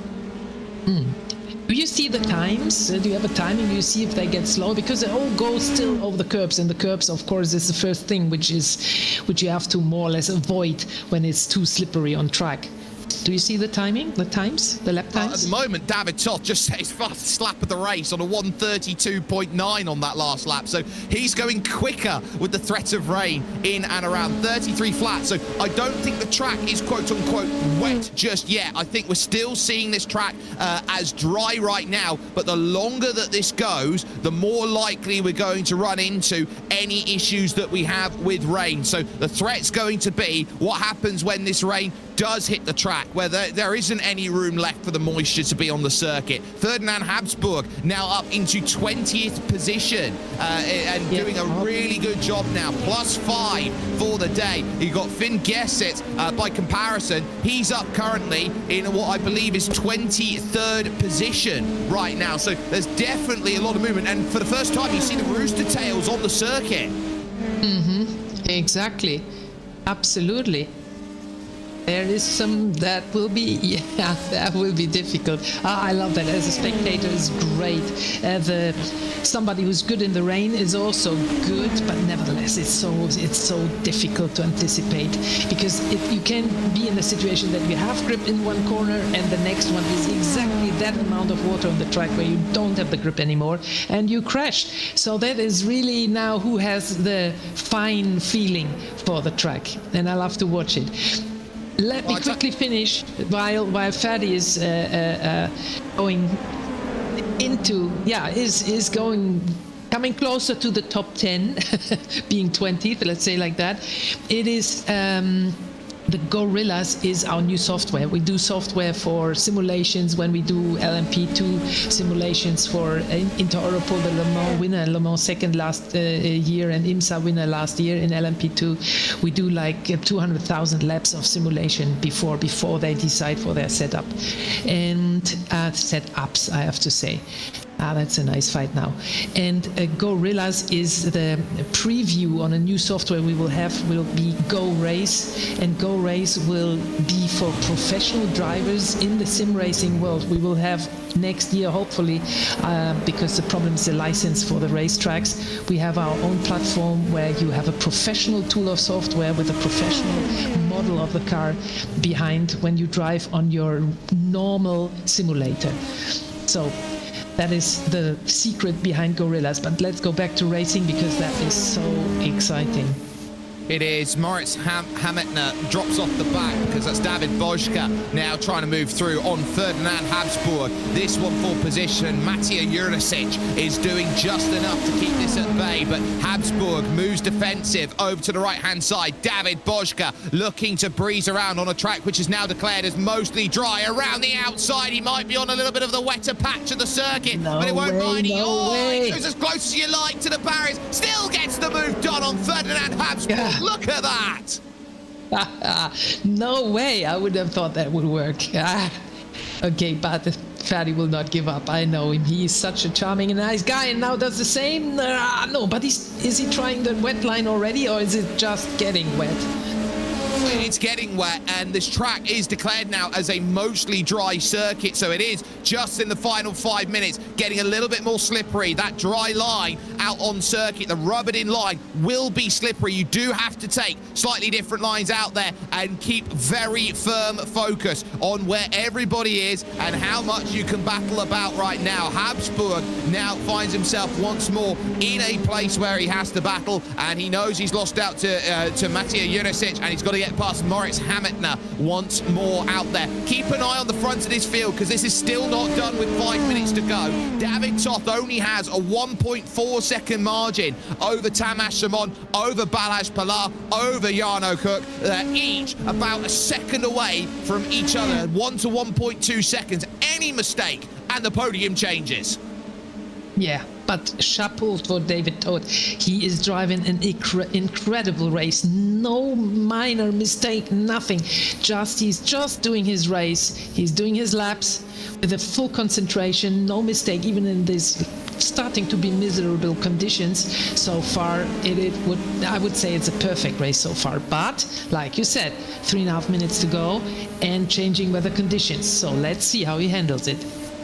Well, the mark of a driver is not just the one who can hot lap in the dry and have the most ideal conditions and run away. It's also the driver who has to go and mastermind these conditions in the rain. And they are now starting to drop that time. And they are about half a second off of what they were doing earlier on with fresh tyres. They've got to keep the tyre temperatures up while these dry tyres are on. The moment that they lose heat in these tyres, that's when the race starts to fall away. This is going to be very close as well, whether we're going to be at 1 lap or 2 laps to go when we next cross the line. There's traffic in front for David Toth. That's David Grajales that he'll have to try and find a way around. And as he drops down the hill in towards this next section, this is what you look at. Sesha Esports 1, 2 and 3 are looking at this thinking this could be perfect.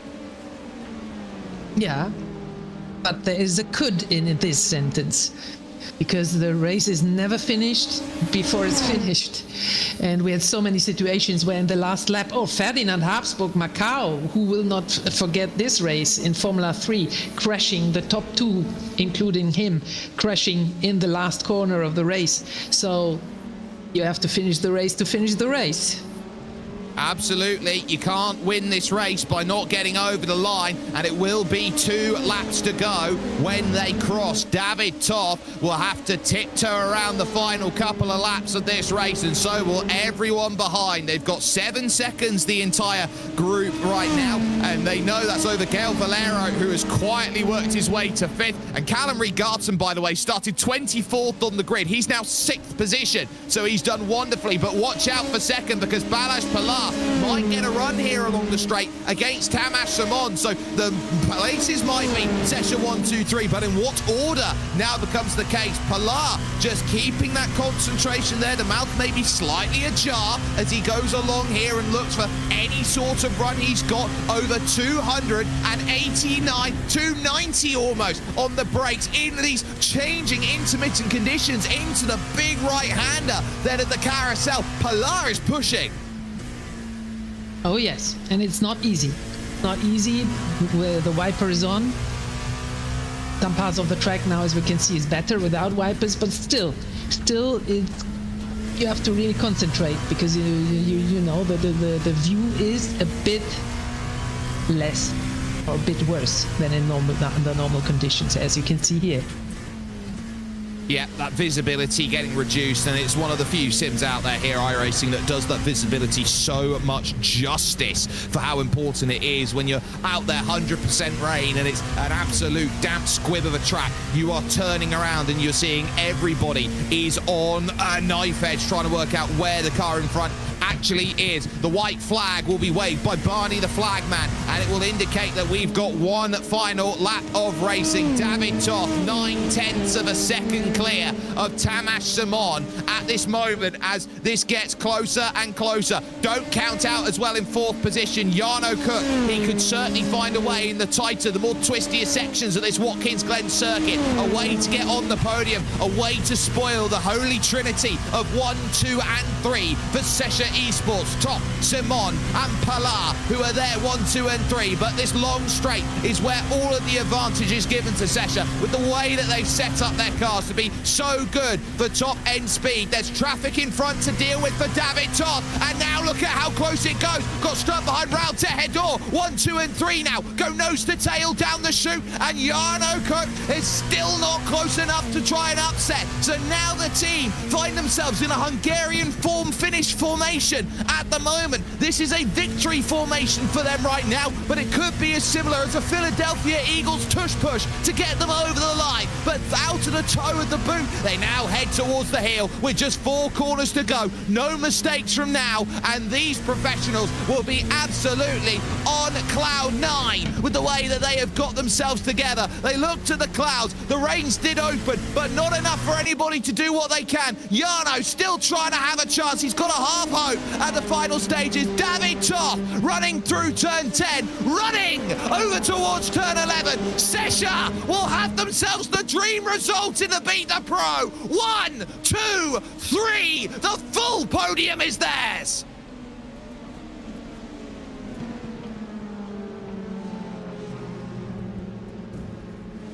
Absolutely magnificent sim racing on full display there. It would be Jarno Cook 4th. Gael Valero will end up in 5th position. And we look a little bit further back. There's a great scrap coming towards the line here. Chris Steiner will just about lose out to Christian Challoner there in terms of place. Challoner fading back in the final stages, but one of the first drivers then over the line of the pros. Looks like that's going to be Ferdinand Habsburg, who is going to be the first of those over towards the lines. We focus on car number 14 out there. It's Richard Swiderski a little bit further back. Habsburg, I think, is going to be classed as 18th position here because David Bojka, I think, had an issue on the final lap of the race. He's going to be a retiree. But Ellen, what an incredible race.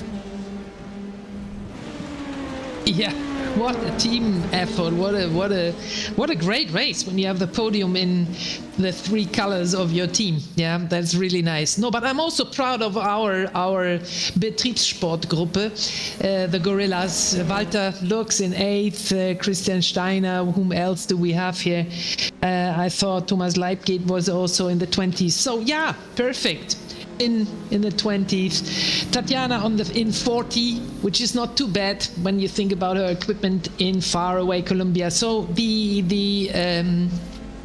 happy about that. My guys, congratulations as well. You did a good job. I'm proud of you.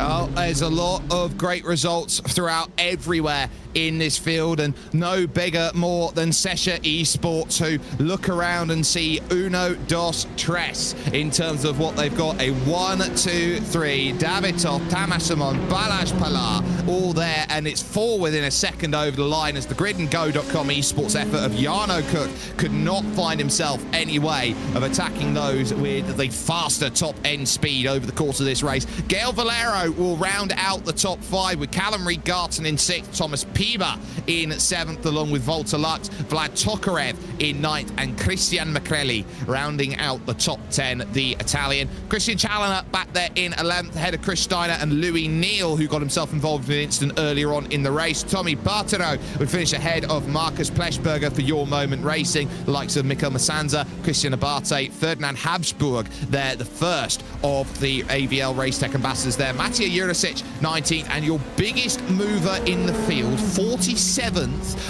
I'll correct myself, 44th to 20th, a gain of 24 places. Tim Gerset having a wonderful drive up through the order. We saw a couple of issues for Robert Koppler as we look through the 3rd page of this field. The likes there of Christian Aplasser taking the pit stop for fuel there earlier on than some others at Your Moment Racing, and the likes, of course, Leon Blum down there in 30th position. Over, though, it was 32 cars on the leading lap. Jonas Hertel would be the last driver there for Gorilla's AVL RACETECH Sim Racing who would find themselves in the right place at the right time. But ultimately, a few drivers are lapped down, including Jorge Martinez, and quite telling as well, you look further down, Christoph Schalpensteiner, 2 laps down there, not quite getting what was needed in 40th position. Tough day at the office there with the equipment for Tatiana Calderon. Not definitely the easiest scenario for her to race, but 41st is what she would manage, and 43 drivers finding the checkered flag. Moritz Schmidt 8 laps down, and then Caden Richardson, Michael Lerkbacher,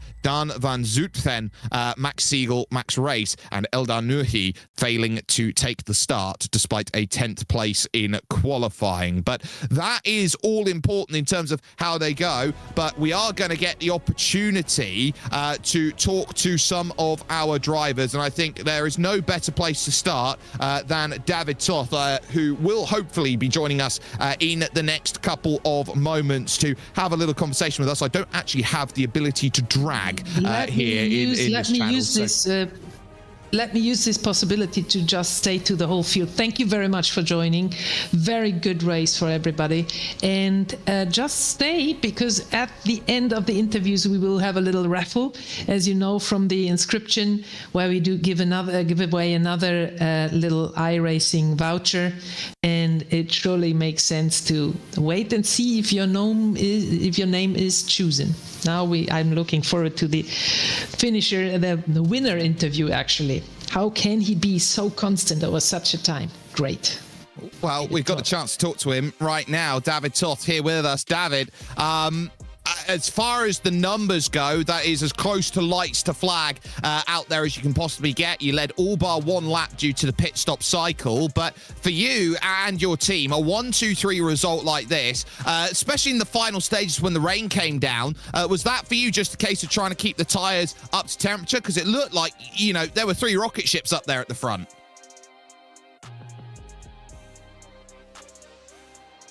Oh, I hope we've got David here for interview. Got his mic muted at the moment, so hopefully we can get that sorted. David, do we have a copy?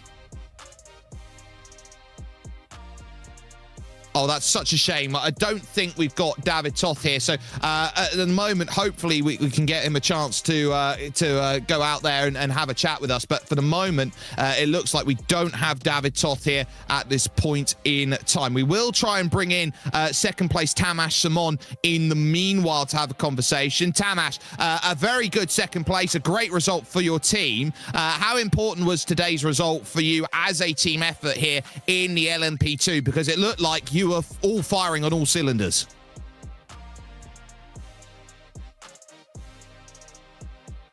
Well, I think we've got a more universal issue here than rather just the drivers themselves in terms of how we put these interviews together right now. So hopefully we'll be able to get a chance to fix this in the meanwhile. But Tamas, we got you now. Ah. Yeah, he is. Yeah, sorry, I didn't have a push to talk. Well, Tamas, just talk us through your race, because from you as an entire team, 1, 2, and 3 looks absolutely fantastic, but it looked like it was all easy by the time you got to about 10 minutes to go, and then the rain came down and everything seemed to close. Yeah, I was really hoping that the rain wouldn't intensify, because I didn't do any practice in the rain, and I'm usually not very good in the rain, so yeah, it was a bit too exciting at the end. But I think we had a very good setup, so it was as easy as it can be. As easy it can be. It looked like you had a god smiling over you, so to speak. I can see that from your t-shirt. But in terms of how you now go about this, a result like this, racing against some pros, some fantastic drivers that you've had the chance to race to over and over again, what does a race like this mean for you, and what does a result here mean for you and the Sesha Esports team moving on into the likes of, say, Sebring, which is coming up on the horizon? Yeah, I think it was a good bit of fun and a bit of extra motivation to do well in the future, I think. Well, we're going to wish you the best of luck then, Tamas, in terms of what comes up for you and the Sesha Esports team in the future. Hopefully we get a chance to talk to David Toth. David, do you have a copy, mate? Oh, we got you on screen, but we don't have your voice at the moment, which is a real shame. So hopefully there's a fix for that for you, mate. But hopefully the moment that we get that for you. Yes, we got you now. David. Hey, perfect. Congratulations, David. Thank you very much. Just talk us through your race from the front, because on that final lap, that piece of lap traffic could have completely changed the entire 1, 2, 3 of the Sesha Esports team. So talk us through that final lap and the difficulties of keeping those dry tires really up in an operating window as the track got wetter. Yeah, I would say it was a bit cheery race in the beginning. You know, everything was going as planned. But with this rain, I was a bit nervous, you know, because our set was quite fast in the straight. We had limited downforce. So when I saw the rain is coming, I was a bit nervous, but it was not enough to slide, you know, or aquaplaning with the car, because that was my biggest fear, to lose the car in the front. So I was trying to go slowly. I knew that my teammates are behind me, so hopefully no dive bomb incoming from behind. So it was well managed, and a bit of extra in the last lap with the lap traffic. It almost cost my first position, but it played out quite well in the end, and I think it's a very good team effort, you know, being in the top 3, all of us, especially with Balázs, who got the invitation like 3 hours before the race, and he finished P3. So it's an excellent result and a good motivation for us for sure. And as a team, I know that the Sesha Esports team is a little bit newer in the iRacing sphere than some of the other more established teams out there. But what is it that your Hungarian-based team is looking to achieve? You've got some fantastic drivers out there, as we've seen from the racing today. But what is the overall end goal of this team, and what are you looking to achieve with iRacing? We plan to qualify every big tournaments as coming up. Every new tournaments, you know, so the Porsche Super Cup is our main goal. It's the biggest challenge for sure, but we want to qualify for it. In the moment, I have a place in the IndyCar Pro Series, so I'm planning to race there as well. And yeah, we are trying to be on the top, especially with GT cars. It's a bit hard to be in the front, you know, because so many good teams. But this is our second or third month together, so I think we have a good progress. And I think that progress is really showing here with a result like this at Watkins Glen. Thank you so much for joining us, both David Toth and Tasham on there, 1 and 2 over the course of racing. We are going to take this chance, though, to talk to one of our AVL RACETECH ambassadors out there and one of our Beat the Pro drivers, Ferdinand Habsburg, joins us right now. Ferdinand, first and foremost, how did you find that as a race? A gain of 7 overall. And in terms of the challenge for you, going from winning the 24 hours of Le Mans in an LMP2 to a challenge like this in sim racing, just what are the differences that you seem to find when you're out there racing something like this? Hi guys. Well, first of all, it's a pleasure to join some proper professional sim races. They always have a whole new skill set that you don't have in. Oh, sorry, in my kind of racing. But it's cool. I mean, this race particularly was really bizarre because I never drove in the wet on iRacing. And I mean, it wasn't full wet, but it was really realistic, I feel like, compared to your experience of, okay, it looks like it's raining, but it still feels kind of grippy enough to take it step by step. And obviously in the racing that I know, which I'm doing most of the time, you have a whole different experience in the car. But this one I was sweating, sweaty hands and proper going at it. All the drivers were totally fair in side-by-side fighting, and I enjoyed my afternoon a lot. Well, a fantastic afternoon. Thanks, Paddy. Thanks, Paddy, for joining. Of course, it was my pleasure. I enjoyed it. Not a problem. Ferdinand, just very quickly before we let you go. You know, you've got this massive wealth of experience that comes into racing like this, and you talk about the different skill set that these drivers tend to have who are out there and are really quick when it comes to the sim racing sphere. What do you look at with sim racing when it comes to you jumping in and taking your time when you're out there sim racing? Do you see this as a training or development tool for you in order to get quicker at what you're looking at in your racing career? Or are you looking at this as something that is maybe a little bit more pliable and is maybe more adjacent to racing rather than an aid to racing? I mean, my experience with sim racing or simulator driving, in fact, is mostly in like preparatory, like at AVL headquarters in Graz. I use it a lot to prepare for races because the track models are so good and the car models are so good. So it just kind of gets you tuned in and gets you in the right mindset and into the flow of things. And it saves you those first 10-15 laps of finding all of your references. You can go straight to working on setup immediately in FP1. So you have that advantage when you get to prepare in a simulator like that AVL has to offer, which is I've been using the last years or almost all of my racing career so far. iRacing itself, I think, is more of a pleasure aspect than a joy.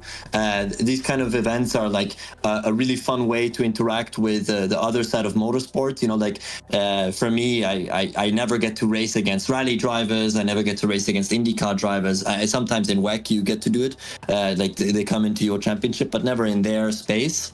And so iRacing is kind of like, okay, you get to go eye to eye against professional sim racers who have a whole skill level and are so incredibly fast and know what they're doing. And you can even learn a lot from them when it comes to being under pressure, not making mistakes, keeping your mind clear when you get overtaken to not make a mistake the corner after, and sort of mindset stuff. You can take a lot away from it. But most of my experience, in fact, is running in sort of DIL simulators, like motion platforms, which is not racing. It's just arriving and just preparing on a mental aspect and learning about the car and everything in a controlled environment. Well, we will thank you so much, Ferdinand, because that is just a fascinating insight into just some of what a racer goes into to prepare, to learn, and to translate that sort of skill over to iRacing. It was a pleasure to have you with us in racing. Thanks so much. I enjoyed it so much, and hope I can join again soon. Well, we hope so as well. Thank you, Ferdinand. Good luck for the rest of the season in Alpine. Thanks so much. And I don't know if you guys saw, but there was an Alpine livery LMP2 I saw it. And overtook me. And I had it was like a hate-love relationship because I hated being overtaken, but at least it was an Alpine livery. So it was like kind of a fun experience. First moment I thought it was you. Yeah. We still have the raffle to do. Thanks again, Ferdi. We still have the raffle to do now, no? For the last iRacing voucher. Absolutely. We're going to jump onto that now. Ferdinand Habsburg joining us there for a little bit of a conversation. But let's go to the raffle. So for all drivers who finished out inside the top 10, they've picked up a result of from 300 iRacing credits for the win all the way down to 50 credits down to 10th. There are 51 credits on and available for these drivers. We're going to do 2 spins of the wheel here just to cover ourselves out there because there are still post-race penalties to be applied. So this will be your main winner out there. So no disasters out there, hopefully. So the driver who comes along and picks it with the race finishing result is going to be, well, believe it or not, it's going to be position number 11. So that will be Christian Challoner, who looks like he's picking up 51 iRacing credits there with that result. So as he found himself there, the very, very talented Club UKNI driver, I think is going to get a little bit of a boost in terms of what he's looking at. So Christian Challoner picks up that result. Just in case the penalties come in, we're going to do one more spin just to make sure that we've got a reserve, so to speak, for the prize if we get ourselves over to it. And coming over towards that, it looks like the number 1 at the back looks to be extra good, but it's just clicked over. So that will be position number 27, which I believe is Moritz Hametner, who will be picking that up in the 969. Finished 1 minute and 11 seconds, Ellen, off of the overall race victor, but was certainly up there fighting in and around for that top 20 late. Yep, but don't forget the second one is just the spare in case who was the winner of this raffle? Forgot Christian the name, sorry. Challoner. In case Christian doesn't pick up or has a penalty or whatever. Well, some wonderful racing has been concocted here today. Ellen, it's been an absolute privilege to have you along with me for the ride. Just your final thoughts before we close down our proceedings here today from Watkins Glen. Like I said earlier, nice race, nice to watch. Well done, everybody. Great entertainment, I have to say. Thank you, Jake. Great commentator. Really, very happy with that. If we can manage to have you at the next time we do the next Beat the Pro, there will be a second one this year for sure, because we always do 2. If you would join us again, I would be delighted about that, Jake Sperry. And yeah, that's it, more or less. Hope everybody enjoyed. Keep up the good faith. I'm impressed by David Todd and the team, that they do so many different cars, from prototype to GT to Formula. Also something which is really interesting in sim racing, of course, that you can do that. And yeah, I'm very happy with the event, and I would love to do it with you again. Thank you very much.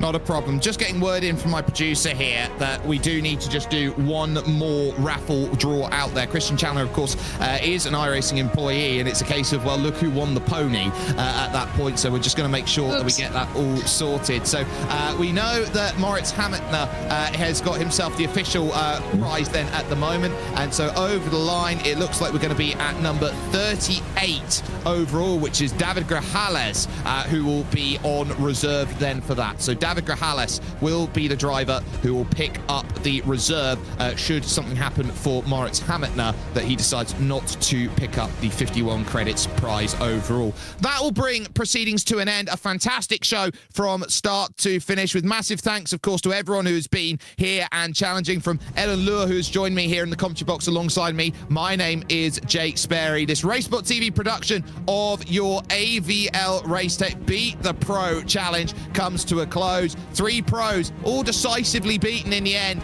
by 3 very talented sim racers from the Sesha Esports team. David Toth, Tamas Simon and Balazs Pilar pick up an all-important result as they start to make the walk towards the Sebring International Raceway and the 12 Hours of Sebring. We will see you on the horizon for our next show of racing action when it comes to RaceSpotTV. Thank you and good night.